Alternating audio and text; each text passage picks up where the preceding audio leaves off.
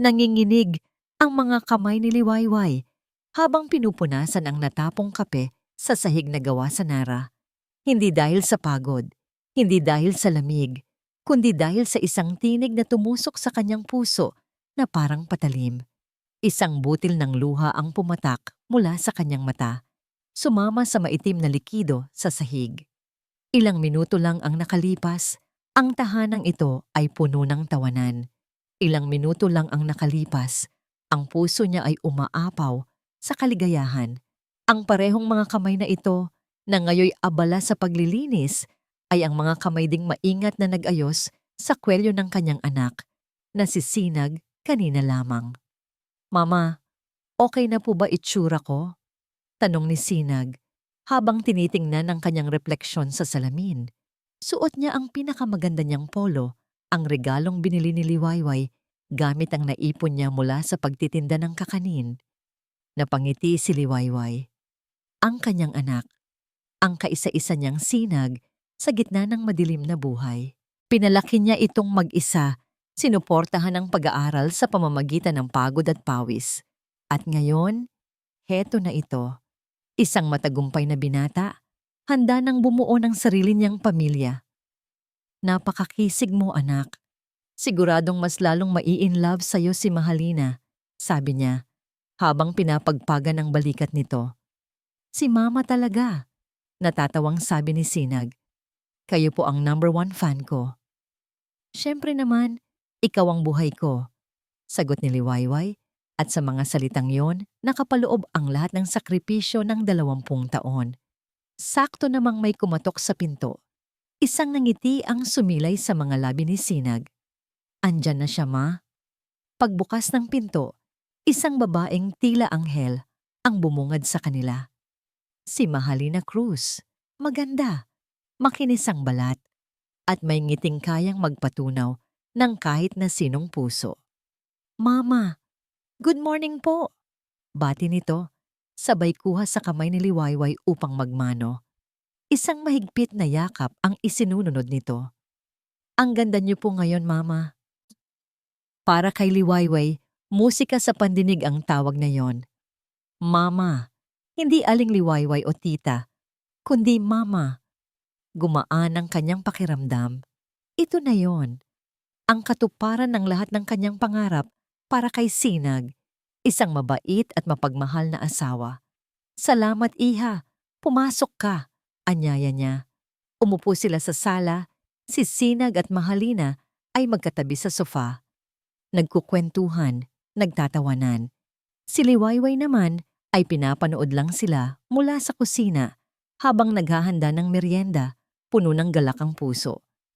Wala na siyang mahihiling pa, biglang tumunog ang cellphone ni Sinag. Excuse me po, Mama Mahal. Sagutin ko lang to, emergency sa company. Paalam ni Sinag at lumabas ito ng bahay para kausapin kung sino man ang nasa kabilang linya. Naiwan silang dalawa ni Mahalina sa sala. Ngumiti si Liwayway, akmang mag-aalok ng mainit na tsokolate.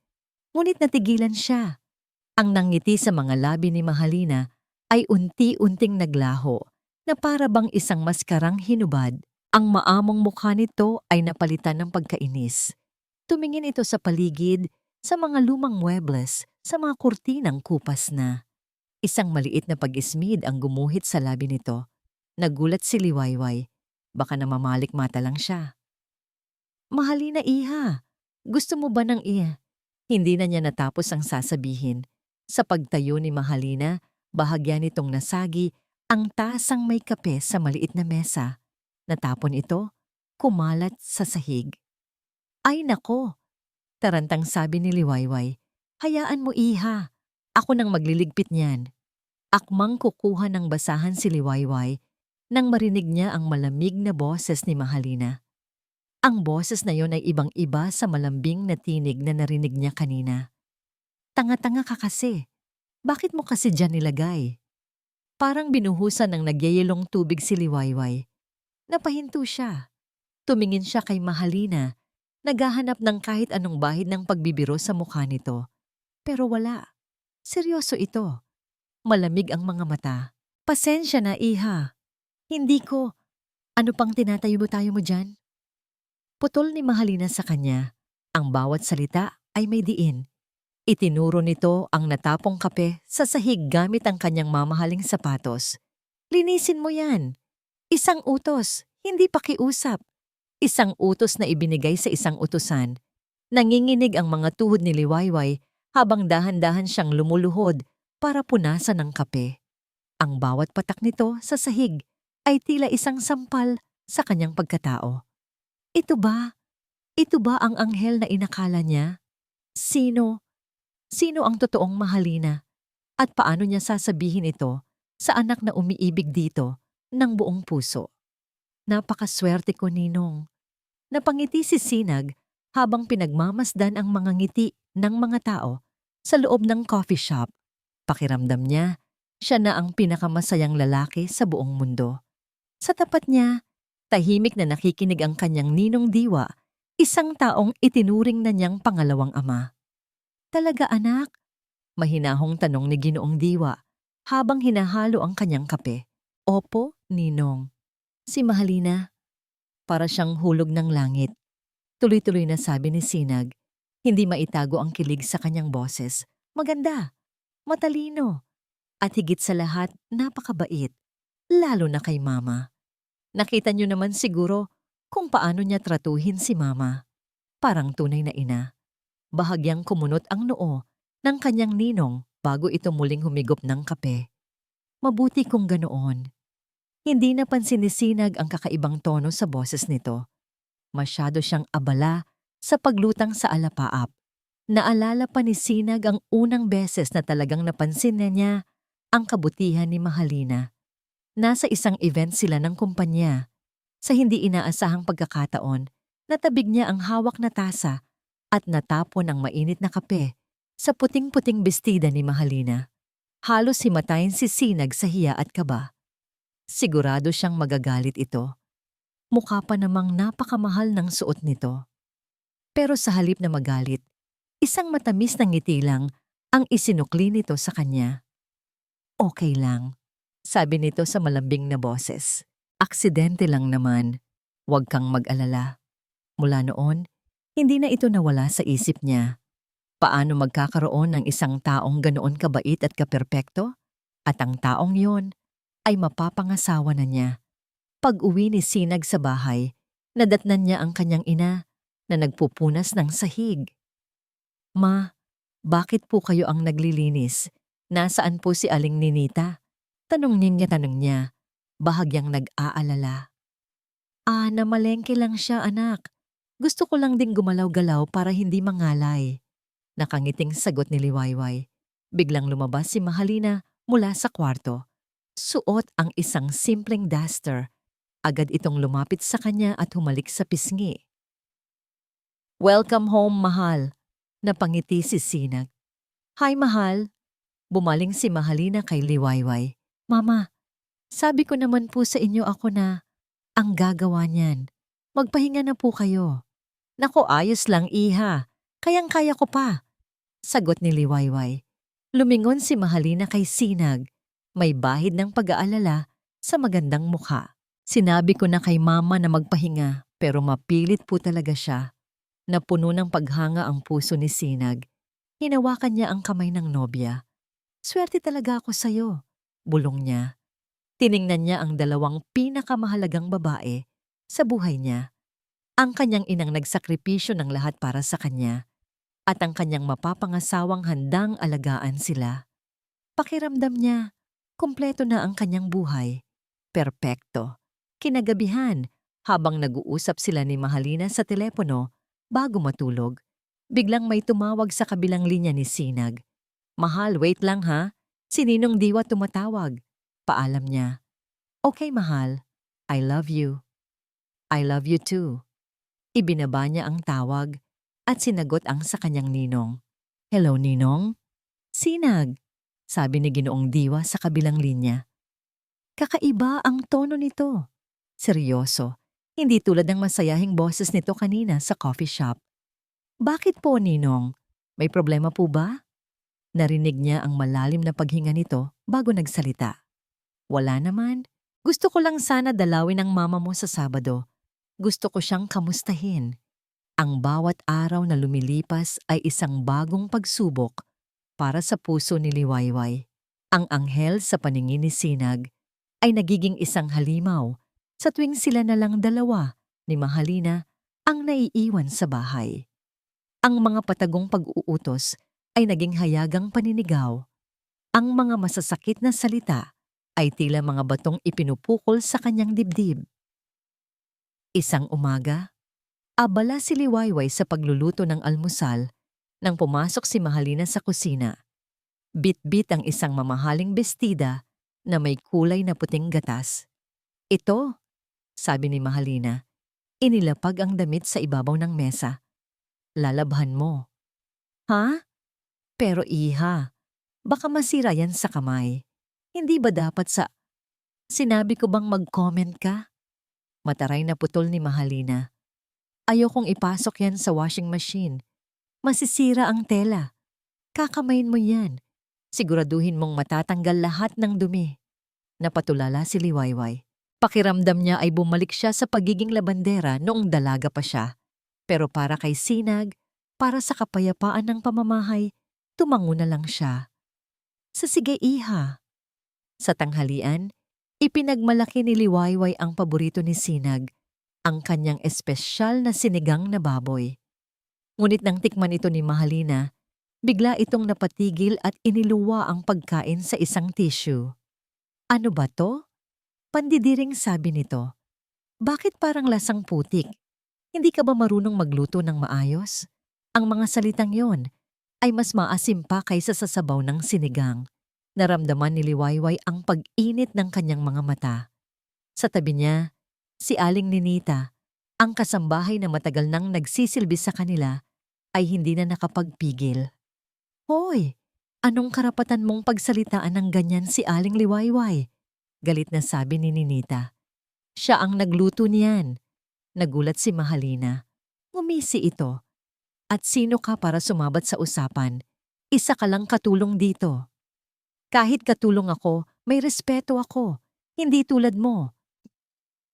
"Ninita, tama na."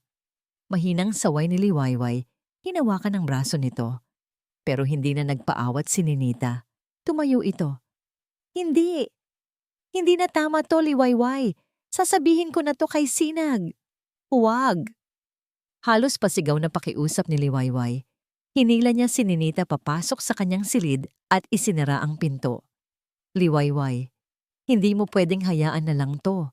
Ginagawa kanyang alila sa sarili mong pamamahay." Giit ni Ninita. "Shh! Baka marinig ka niya," sabi ni Liwayway habang ang mga luha ay malayang dumadaloy sa kanyang mga pisngi. "Ninita, nakikiusap ako sa'yo. Huwag mong sasabihin kay Sinag." "Pero bakit?" Tumingin si Liwayway sa mata ng kaibigan. "Nakikita mo ba kung gaano kasaya ang anak ko? Kung gaano niya kamahal si Mahalina? Kung malalaman niya to, masisira ang lahat. Masisira ang puso niya. Ayokong makita siyang nasasaktan." Umiling-iling si Ninita, puno ng awa. "Hayaan mo na." Pagpapatuloy ni Liwayway, pinipilit ngumiti sa gitna ng pag-iyak. "Para sa kaligayahan ni Sinag, kaya kong tiisin lahat. Kakayanin ko." Napabuntong hininga si Ninita. Wala siyang nagawa kundi ang tumango, kahit pa kumukulo ang dugo niya sa galit. "Sige, kung yan ang gusto mo." Niyakap ni Liwayway ang matalik na kaibigan. "Salamat, Ninita. Salamat." Lumabas si Ninita ng silid. Iniwan si Liwayway na umiiyak ng tahimik. Ngunit habang naglalakad siya pabalik sa kusina, isang ideya ang nabuo sa kanyang isipan. Pumayag siyang manahimik. Ngunit hindi niya sinabing wala siyang gagawin. Kinapa niya ang kanyang cellphone sa bulsa. May iba pang paraan. Isang paraan na hindi na kailangang si Liwayway o siya ang direktang magsabi kay Sinag. Isang paraan kung saan ang katotohanan mismo ang magsasalita. Para kay Mahalina, ang kwarto ni Sinag ay ang kanyang santuwaryo. Dito, napapaligiran siya ng mga bagay na pinangarap niya lang noon. mga mamahaling regalo para sa kanilang kasal, mga damit na may tatak, at ang malambot na kama na tila ulap sa pakiramdam. Tinitingnan niya ang kanyang refleksyon sa salamin, suot ang isang sutlang roba. Ito na siya ngayon. Si Mahalina Cruz, ang mapapangasawa ng isang matagumpay na lalaki. Malayo sa putikang eskinita na kanyang pinagmulan. Ngunit habang papalapit ang araw ng kasal, isang pamilyar na kaba ang gumagapang sa kanyang dibdib. Isang takot na baka isang araw, magising na lang ang lahat at makita ang tunay niyang pagkatao. Napapikit siya at isang alaala ang biglang sumalakay sa kanyang isipan. 14 na taong gulang siya noon. Nakatayo sa labas ng isang mamahaling eskwelahan, suot ang kanyang kupasing uniforme na may ilang tahi sa laylayan. Isang grupo ng mga mayayamang kaklase ang humarang sa kanya. "Look, it's the girl from the slums," sabi ng isa, sabay tulak sa kanya. Nabuwal siya. Ang puting uniforme ay bumagsak sa isang basang putik sa tabi ng kalsada. Nagtawanan ng mga ito. "Ayan, diyan ka nababagay, sa putikan." Naramdaman niya ang init ng luha sa kanyang mga mata, halo-halong hiya at galit. Ipinangako niya sa sarili niya sa araw na yon, habang pinupunasan ang putik sa kanyang damit. Hindi na siya babalik sa putikan. Gagawin niya ang lahat para makaahon. Lahat! Dumilat si Mahalina. Ang alaala ay sariwa pa rin, parang kahapon lang nangyari. Hinarap niya ang salamin at tinapik-tapik ang makinis niyang pisngi. "Hindi na ako babalik doon," bulong niya sa sarili. Hinding-hindi na. Biglang tumunog ang kanyang cellphone. Isang pangalan ang lumitaw sa screen na nagpakunot ng kanyang noo. "Nanay." Sinagot niya ito nang may pagkainis. "Oh? Anak, kamusta ka na?" Sabi ng pamilyar na boses sa kabilang linya. "Kailangan ko lang sana ng konting pera. Wala na kaming pambili ng gamot ng tatay mo." Napabuntong hininga si Mahalina. Ito na naman, isang paalala ng buhay na pilit niyang tinatalikuran. "Magkano?" Malamig niyang tanong. "Kahit 2,000 lang, anak." "Sige, itatransfer ko. Huwag ka nang tatawag ulit sa linggong ito," sabi niya bago ibaba ang tawag. Walang ingat o "I love you." Para sa kanya, ito ay isang transaksyon para patahimikin ang nakaraan. Lumabas siya ng kwarto, dala ang inis mula sa tawag. At doon, sa sala, nakita niya si Liwayway. Nakaupo ito sa isang lumang silya, may hawak na karayom at sinulid, at maingat na tinatahi ang punit sa isang lumang duster. Isang imahe ng kahirapan, isang imahe ng kanyang ina, isang imahe ng lahat ng bagay na kinasusuklaman niya. Napangisi si Mahalina, ang babaeng ito, ang matandang ito. Siya ang buhay na representasyon ng nakaraan niya sa loob mismo ng magiging tahanan niya. Isang mantsa sa perpektong buhay na kanyang itinatayo. Hindi pwede. Hindi niya ito hahayaan. Kailangan niyang iparamdam sa matanda kung sino ang reyna sa pamamahay na ito. Kailangan niyang turuan ng leksyon si Liwayway. Isang leksyon na hinding-hindi nito malilimutan. Kinakabahan si Aling Ninita, ngunit ang nangingibabaw sa puso niya ay determinasyon. Ang araw na ito ang magiging araw ng paghuhukom. Maaga siyang nagising. Habang naghahanda ng almusal, pasimple niyang inilagay ang kanyang cellphone sa isang maliit na estante sa kusina. Nakatago sa likod ng isang garapon ng asin. Tiniyak niyang nakabukas ang video recorder at malinaw na nakatutok sa lugar kung saan madalas tumambay si Liwayway. "Aling Liwayway, mamamalengke lang po ako sandali. Baka may nakalimutan pa kayong ipabili." Paalam niya. Pinipilit na maging normal ang kanyang boses. "Wala na, Ninita. Mag-iingat ka," sagot ni Liwayway mula sa lababo. Tumango si Ninita at lumabas ng bahay. Ngunit hindi siya dumiretso sa palengke. Nagtago lang siya sa likod ng isang malaking halaman sa hardin kung saan tanaw niya ang bintana ng kusina. Naghihintay, Nagdarasal na sana ay gumana ang kanyang plano. Ilang minuto lang, pumasok si Mahalina sa kusina.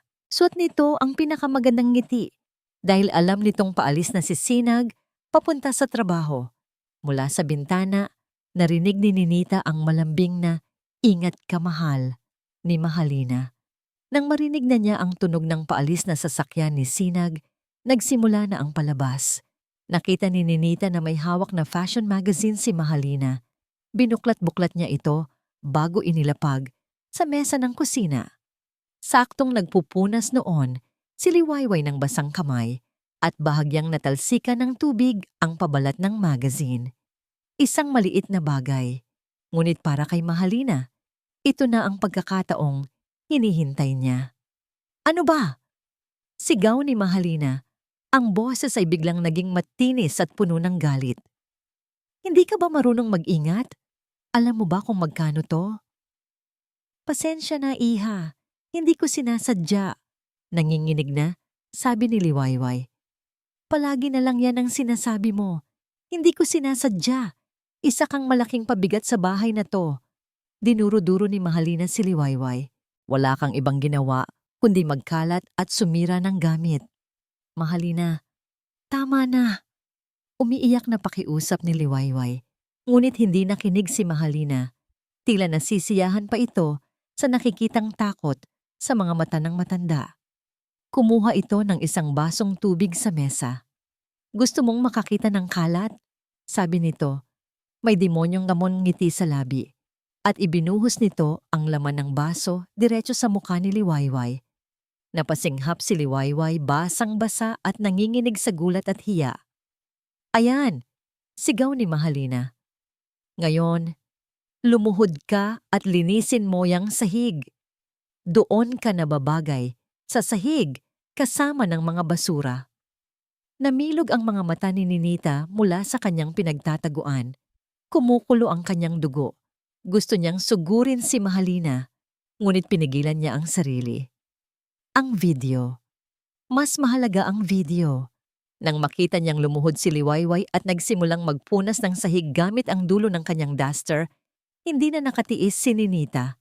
Pumasok siya ulit sa bahay, kunwari ay kararating lang. "Oh, Aling Liwayway, anong nangyari?" Kunwaring gulat na tanong niya. Natigilan si Mahalina. Agad na nagbago ang itsura. "Nadulas lang si Mama. Tinutulungan ko na nga." Isang kasinungalingan na sinabi ng walang kakurap-kurap. Hindi na sumagot si Ninita. Naglakad siya papunta sa estante, kinuha ang garapon ng asin, at kasabay noon, pasimple niyang kinuha ang kanyang cellphone at itinigil ang recording. Nang makatalikod si Mahalina, nagmadali si Ninita papunta sa kanyang kwarto.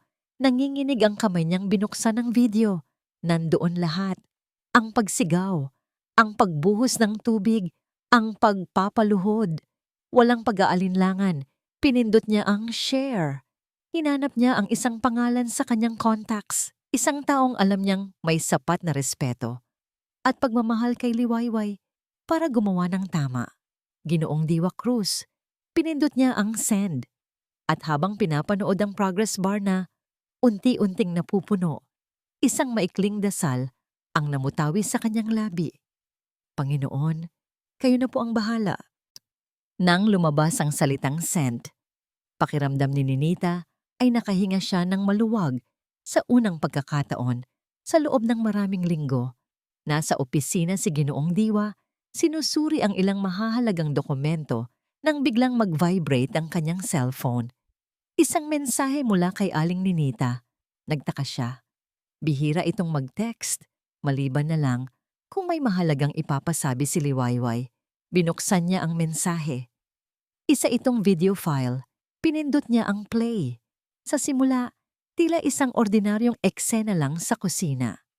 Ngunit sa pagdaan ng bawat segundo, ang kanyang pagtataka ay napalitan ng pagkalito. Pagkatapos ay pagkabigla, at sa huli ay isang matinding galit na hindi niya naramdaman sa loob ng maraming taon. Ang nakikita niya ay hindi kapani-paniwala. Ang babaeng itinuring niyang nakababatang kapatid, si Liwayway, ay nilalapastangan. sinasampal ng masasakit na salita, binubuhusan ng tubig, at pinapaluhod na parang isang hayop. At ang gumagawa nito ay si Mahalina, ang mapapangasawa ni Sinag, ang babaeng ipinagmamalaki nito sa kanya. Nabitawan ni Ginoong Diwa ang kanyang cellphone. Bumagsak ito sa makapal na carpet ng kanyang opisina. Napasandal siya sa kanyang upuan, nanginginig ang mga kamay, ang mukha sa video. Ang mukha ng babaeng iyon ay hindi lang mukha ng nobya ng kanyang inaanak. Ito ay isang mukhang pilit na niyang iwinawaksi sa kanyang alaala sa loob ng 10 taon. Napapikit siya at isang imahe mula sa nakaraan ang bumalik sa kanya.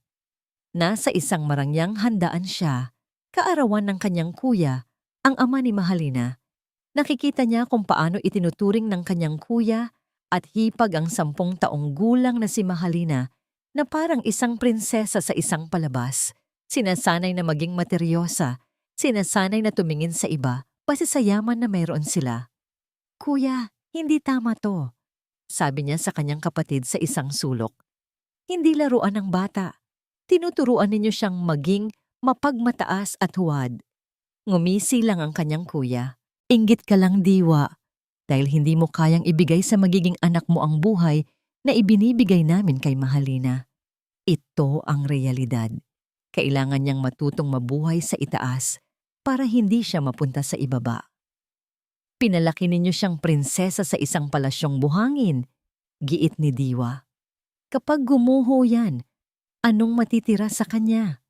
Tumalikod ang kanyang kuya, senyales na tapos na ang usapan. Iyon ang huling pagkakataon na nagkausap sila ng maayos. Simula noon, unti-unti na siyang lumayo. Hindi niya kayang sikmurain ang pagkukunwari ng sarili niyang pamilya. Dumilat si Ginoong Diwa. Ang sakit ng nakaraan ay bumalik, mas matindi pa ngayon. Ang palasyong buhangin na sinasabi niya noon ay gumuho na nga. Ngunit sa halip na matuto, ang pamangkin niyang si Mahalina ay nagtayo ng panibagong pader ng kasinungalingan sa paligid ng ibang tao. Hindi niya masisisi si Sinag. Paano nga ba nito makikita ang katotohanan kung ang mismong pamangkin niya ay isang dalubhasa sa pag-arte? Mula pagkabata, hinulma na ito ng mga magulang niya para maging perpekto sa panlabas na anyo.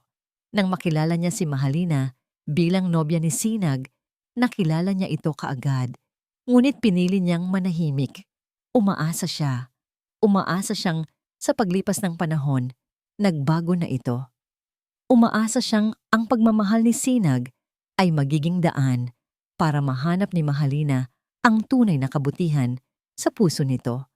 Pero nagkamali siya. Isang malaking pagkakamali. Dinampot niya ang cellphone mula sa sahig. Pinanood niyang muli ang isang bahagi ng video. Ang eksena kung saan umiiyak si Liwayway habang nakaluhod.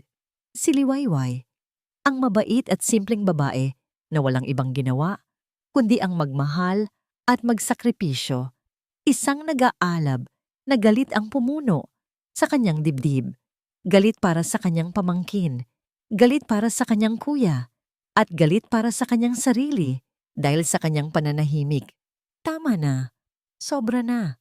Kinuha niya ang isang lumang litrato mula sa kanyang wallet. Isang litrato niya kasama ang isang batang Mahalina na nakangiti pa ng totoo. Walang bahid ng pagkukunwari. Puno ng pighati ang kanyang puso. Ang batang ito, ang inosenteng batang ito, ay matagal nang nawala.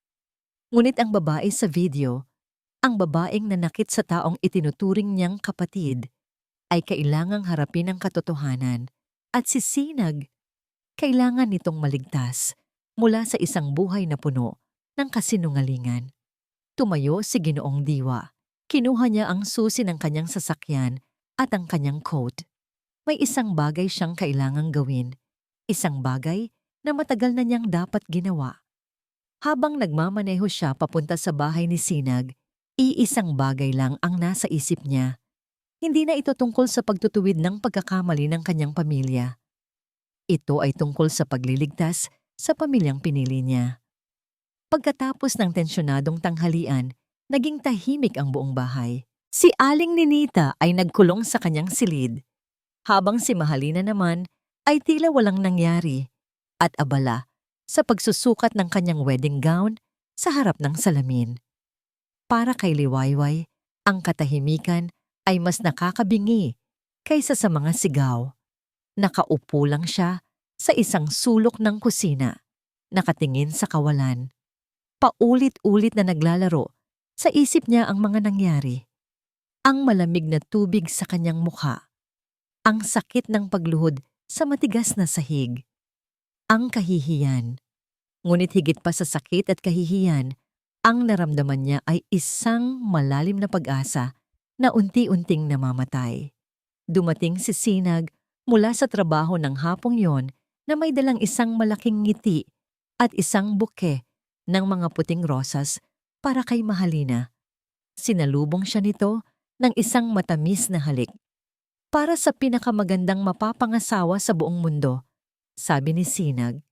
Mula sa kusina, pinanood sila ni Liwayway. Ang puso niya ay tila pinipiga. Ang saya sa mukha ng kanyang anak ay isang pader na hindi niya kayang sirain. Paano niya sasabihin ang katotohanan kung ang kapalit nito ay ang pagguho ng mundo ni Sinag? Naupo ang dalawa sa sofa, magkayakap habang tinitingnan ang isang photo album ng kanilang mga prenup pictures. Mukha silang perpektong mag-asawa, isang larawan ng purong pag-ibig. Lumapit si Mahalina kay Sinag. Ang ulo ay nakasandal sa dibdib nito. Ang boses nito ay malambing at puno ng drama. Sapat na lakas para marinig ni Liwayway. Mahal, panimula nito. Promise me. Kahit anong mangyari, kahit anong marinig mo, kahit sino pa ang magsabi sa'yo, ako lang ang paniniwalaan mo, ha? Hinalikan ni Sinag ang noo ng dalaga. Puno ng pagsinta. Promise, lagi. Ikaw at ako laban sa mundo. 'Di ba? Ikaw at ako laban sa mundo. Ulit ni Mahalina, kasabay ng isang pasimpleng sulyap sa direksyon ng kusina. Isang sulyap na puno ng tagumpay. Sa sandaling iyon, gumuho ang lahat para kay Liwayway. Naramdaman niya ang malamig na katotohanan. Talo na siya. Ang pagmamahal ng kanyang anak para kay Mahalina ay isang pader na masyadong mataas, masyadong matibay. Kahit pa sabihin niya ang totoo, sino ang paniniwalaan ni Sinag? Ang kanyang inang luma na sa paningin o ang magandang anghel na pinangakuan nitong makasama habang buhay? Nabitawan niya ang hawak na kutsara. Gumawa ito ng isang maliit, ngunit matinis na tunog nang bumagsak ito sa sahig. Isang tunog na sumisimbolo sa pagkabiyak ng kanyang puso. Wala na siyang magagawa. Kailangan na lang niyang tanggapin. Para sa kaligayahan ni Sinag, ililibing na lang niya ang katotohanan kasama ng kanyang mga luha. Habang iniisip niya ito, isang malakas na tunog ang bumasag sa katahimikan. Ding-dong!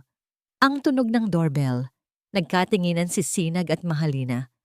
Inaantay mo, mahal? Tanong ni Sinag. Umiling si Mahalina. Nagkibit balikat si Sinag at tumayo para buksan ang pinto. Sino kaya yan, ni? Yan. Pagbukas ng pinto, isang pamilyar na boses ang narinig ni Liwayway. Sinag, si Ginoong Diwa. Ngunit ang boses nito ay iba. Walang bahid ng karaniwang saya. Seryoso, mabigat. Ninong, kayo po pala. Tuloy po kayo. Masayang bati ni Sinag, ngunit hindi gumalaw si Ginoong Diwa mula sa kinatatayuan. Tumingin ito ng diretso sa mga mata ng kanyang inaanak. Ang mukha ay seryoso at hindi mababakasan ng kahit anong emosyon. Sinag, may kailangan kang makita. Ano po yun, Ninong? Nagtatakang tanong ni Sinag habang pinapatuloy ang kanyang ninong sa sala. Hindi sumagot si Ginoong Diwa. Sa halip, ang mga mata nito ay dumiretso kay Mahalina na nooy nakatayo na rin at pilit nang ngumingiti. Isang malamig na tingin ang ipinukol nito sa dalaga bago muling ibinaling ang atensyon kay Sinag. Umupo ka, Sinag, sabi ni Ginoong Diwa. Ang boses niya ay may bigat at awtoridad na nagpatindig ng balahibo ni Sinag. Umupo si Sinag sa sofa, katabi si Mahalina na biglang nanlamig ang mga kamay. Lumabas na rin si Liwayway mula sa kusina, bakas sa mukha ang pag-aalala. Inilabas ni Ginoong Diwa ang kanyang cellphone. Walang imik, iniabot niya ito kay Sinag. Panoorin mo. Naguguluhan. Kinuha ni Sinag ang telepono. Isang video ang nakaplay na. Kusina. Pamilyar ang lugar. Nakita niya ang likod ng kanyang mama. At pagkatapos ay pumasok sa eksena si Mahalina. Sa simula, hindi maintindihan ni Sinag. Ngunit nang marinig niya ang unang sigaw, ang unang masasakit na salita mula sa bibig ni Mahalina, nagsimulang manikip ang kanyang dibdib. Isa kang malaking pabigat sa bahay na to. Napatingin si Sinag kay Mahalina na katabi niya, pagkatapos ay sa screen. Hindi. Hindi ito totoo. Baka gawa-gawa lang. Baka pinutol. Ngunit sa pagpapatuloy ng video, ang kanyang pagtanggi ay unti-unting naging pagdududa at pagkatapos ay purong lagim, ang pagbuhos ng tubig, ang pagpapaluhod. Doon ka nababagay sa sahig kasama ng mga basura. Sa huling linyang iyon, nabitawan ni Sinag ang cellphone na para siyang napaso. Bumagsak ito sa malambot na carpet. Ang mundo niya ay biglang huminto sa pag-ikot.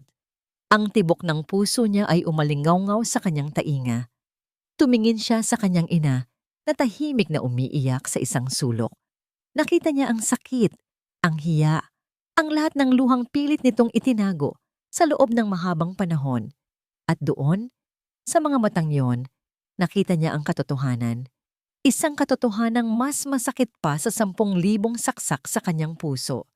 Dahan-dahan siyang lumingon kay Mahalina. Ang babaeng inakala niyang anghel, ang babaeng pinangakuan niyang proprotektahan laban sa buong mundo.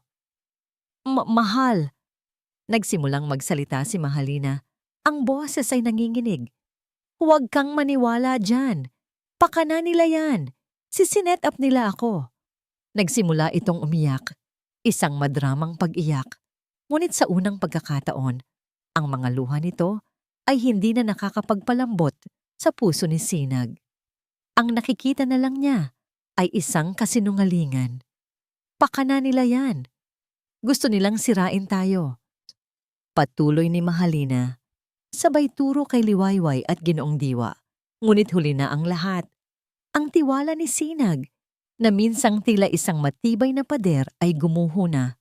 Wasak. Durog. Tumayo si Sinag. Ang kanyang mga kamao ay nakakuyom. Ang bawat ugat sa kanyang leeg ay lumitaw sa tindi ng galit at sakit na kanyang nararamdaman. Ano ito? Sigaw niya. Ang boses ay basag at umalingaw-ngaw sa buong kabahayan. Dinampot niya ang cellphone at itinapat sa mukha ni Mahalina. Ipaliwanag mo ito. Sinag, pakinggan mo ako. Ang mama ko? Halos paos na sigaw ni Sinag. Ang mga luha ay nagsimula nang mamuo sa kanyang mga mata. Ang nanay na nagpalaki sa akin, ginananon mo lang. Hindi totoo yan. Sinunggaling. Ang salitang yon ay tila isang malakas na sampal kay Mahalina. Natigilan ito. Lumapit si Sinag sa kanyang ina at niyakap ito ng mahigpit. Patawad, Mama. Patawarin mo ako. Bulong niya habang humahagulgol sa balikat nito. Pagkatapos, humiwalay siya at muling hinarap si Mahalina. Ang mukha niya ay puno ng sakit, ngunit sa likod nito ay isang desisyon na buo at hindi na mababali.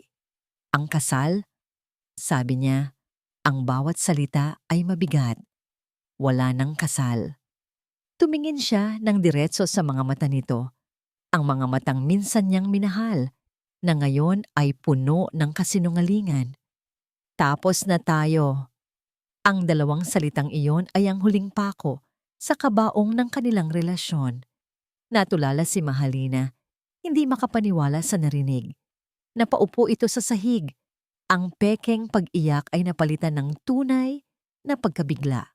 Lumapit si Ginoong Diwa sa pamangkin. Ang mukha ay pinaghalong galit at awa. Umuwi ka na, Mahalina.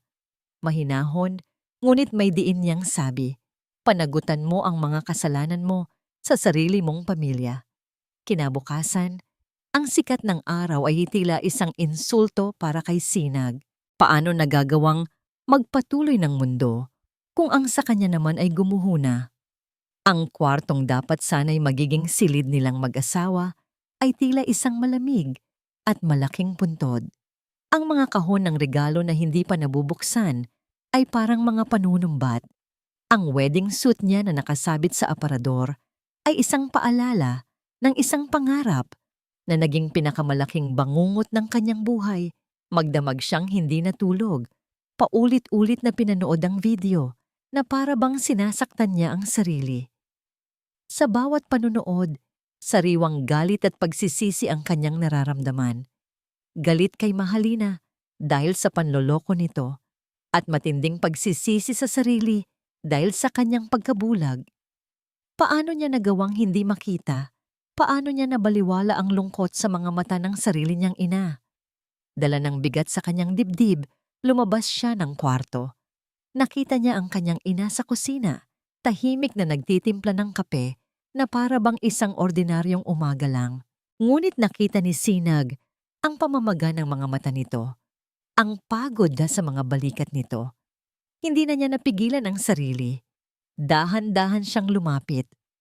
At doon, sa sahig ng kusina, kung saan minsan ay pinahiya ang kanyang ina, lumuhod siya sa harapan nito.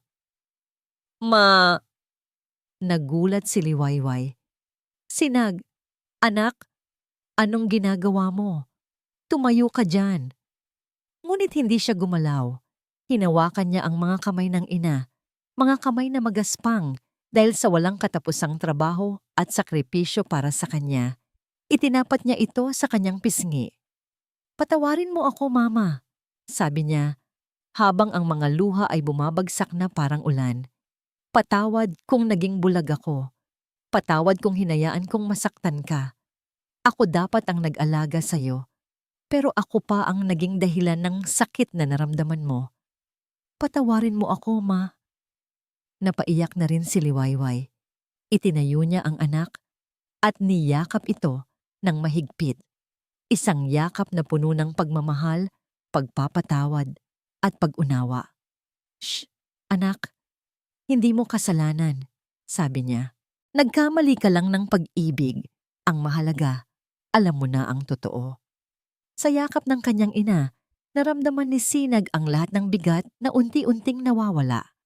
Umiyak siya na parang isang bata. Inilalabas ang lahat ng sakit at pagsisisi. Samantala, sa kabilang dako ng bayan, ibang-ibang eksena ang nagaganap. Umuwi si Mahalina sa bahay ng kanyang mga magulang, umaasang makakakuha ng simpatya. Ngunit naunahan na siya ng tawag ni Ginoong Diwa. Alam na ng kanyang ama at ina ang lahat. Wala kang hiya, sigaw ng kanyang ama. Ang mukha ay namumula sa galit. Sinira mo ang pangalan ng pamilya natin. Ang pagkakataon na sana nating makaahon sa hirap, sinira mo dahil sa kasamaan ng ugali mo. Itay, hindi totoo yun. Pinalaki lang nila ang kwento. Pagtanggi ni Mahalina, isang malakas na sampal ang dumapo sa kanyang pisngi, galing sa sarili niyang ama. Pinalaki? Napanood ko rin ang video, Mahalina. Ipinadala sa akin ng tsudiwa mo.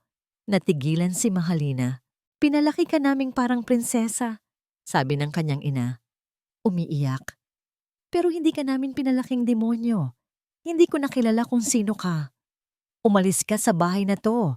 Malamig na utos ng kanyang ama. Wala kaming anak na tulad mo. Tinulak siya palabas ng pinto, kasama ang kanyang mga maleta. Doon, sa harap ng bahay na minsan niyang itinuring na pugad, naiwan si Mahalina. Mag-isa, walang pera, walang kakampi, wasak ang mga pangarap, lahat ng kanyang kasinungalingan ay bumalik para singilin siya.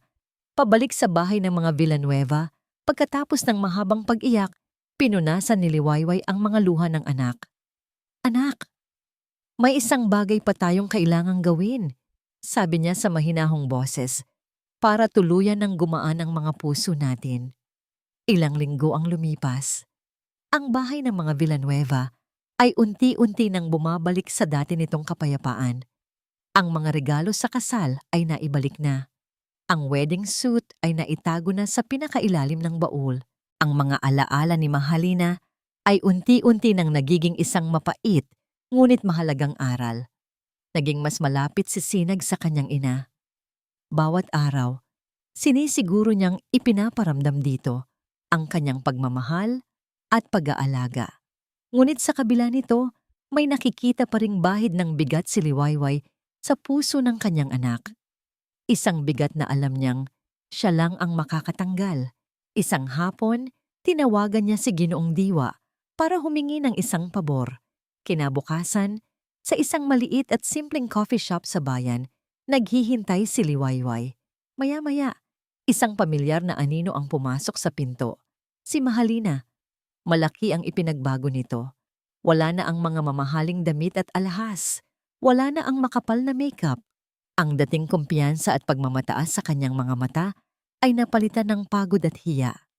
Naupo ito sa tapat ni Liwayway nang hindi man lang makatingin ng diretsyo. Bakit niyo po ako pinatawag? Nanginginig na tanong ni Mahalina. Ngumiti si Liwayway, isang nangiting kalmado at walang bahid ng galit. Inabot niya ang isang tasa ng mainit na kape sa dalaga. Kamusta ka na, iha? Mahinahong tanong niya. Napaiyak si Mahalina. Hindi po ako okay. Walang-wala na po ako. Pinalayas ako ng pamilya ko. Walang tumatanggap sa akin sa trabaho. Ito na po siguro ang karma ko. Tahimik lang na nakinig si Liwayway. Hinayaan niyang ilabas ng dalaga ang lahat ng kanyang sama ng loob. Nang tumahan na ito, nagsalita si Liwayway. Ang kanyang boses ay malumanay, ngunit puno ng bigat at karunungan. Alam ko ang pakiramdam ng mag-isa, Mahalina. Alam ko rin ang pakiramdam ng mangarap para sa mas magandang buhay. Nag-angat ng tingin si Mahalina. Gulat. Hindi kita pinapunta rito para manumbat. Pagpapatuloy ni Liwayway. Pinapunta kita rito para sabihin sa'yo na huminga siya ng malalim. Pinapatawad na kita. Napatulala si Mahalina. Ang mga luha ay muling bumalong sa kanyang mga mata. Ngunit sa pagkakataong ito, hindi dahil sa awa sa sarili, kundi dahil sa gulat. Hindi para sa'yo, kundi para sa amin. Paliwanag ni Liwayway. Para sa kapayapaan ng puso ko. At para sa kapayapaan ng puso ng anak ko. Hindi siya tuluyang makaka-move on hanggat may galit pa siyang nararamdaman. At hindi ko hahayaang manatili ang lason na yan sa buhay niya. Hindi ko po deserve ang kapatawaran ninyo. Humahagulgol na sabi ni Mahalina. Ito ang unang pagkakataon na narinig ni Liwayway ang tunay na pagsisisi sa boses nito. Walang taong hindi deserve ang pangalawang pagkakataon, Mahalina. Sabi ni Liwayway. Gamitin mo ito para magbago. Patawarin mo rin ang sarili mo. Tumayo si Liwayway at nag-iwan ng sapat na pera sa mesa para sa kanilang kape. Bago siya umalis, hinawakan niya ang kamay ng dalaga.